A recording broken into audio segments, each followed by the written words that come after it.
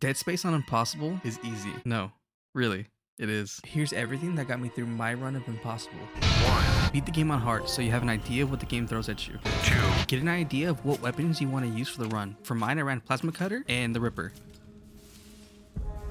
with the occasional force gun thrown in there for certain ship. This is USM Valor. 3, This next one is optional, but if you change the control scheme to what's shown here, you'll run a lot faster. Damn, I'm zooming. Now that you have all your preparations set up, you're ready to start. Impossible mode is just hard mode with a few changes. No autosave, one save file, and permadeath. I know permadeath may seem scary, but honestly, it really isn't, with the few exceptions. I hate this part right here.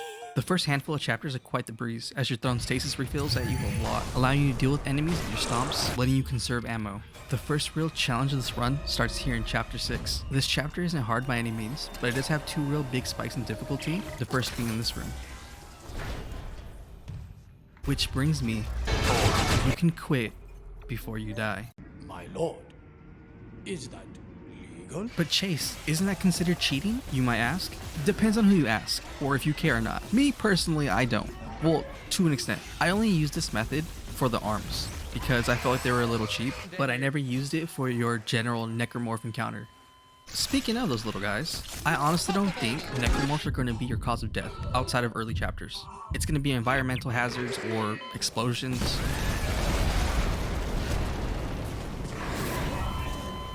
Goodbye, I guess. Or fires. With that out of the way, here's another run ender. Before you take off into 0G, you can loot this room, which is important as once you beat this boss, it sucks out all of the loot. So when you first enter, you can use Kinesis to grab everything and either put it in your inventory or shoot it off into the room behind you for safekeeping. For the boss fights in this game, I always made sure to have a lot of health pots just so I can heal up. It's just better to not risk it and stay at full health most times.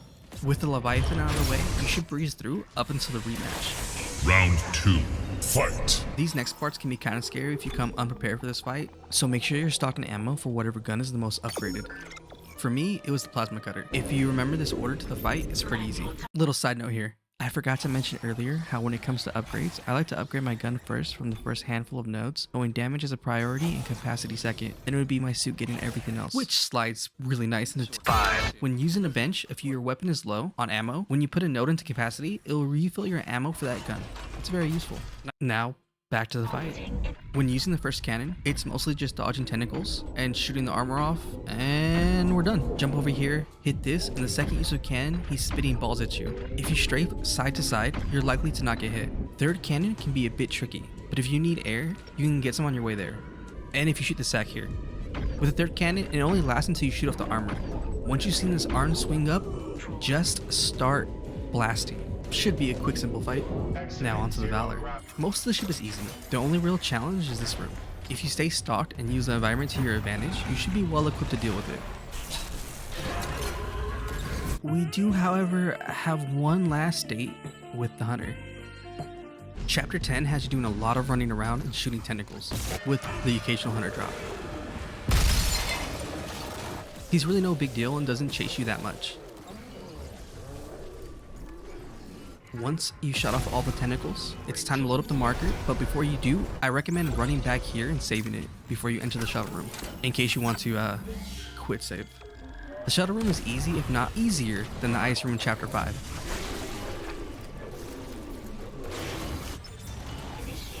Do the same exact thing, but this time, fire. And it's over.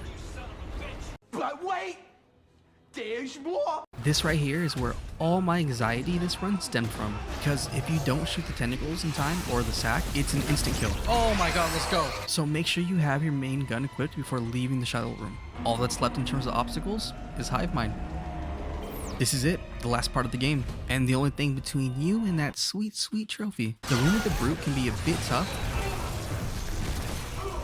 Luckily there's stasis refills which come in clutch. Bring you to the final room with loading the marker on the pedestal.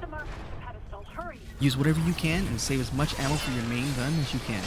With this room finally cleared, it's time to finish it. We get one more chance to hit the store and use the bench. Once you're ready, step outside and take on the Hive Mind. After dodging and shooting, you'll be pulled up. Shoot the sack a few times, and bada bing, There we go, you GG. beat him.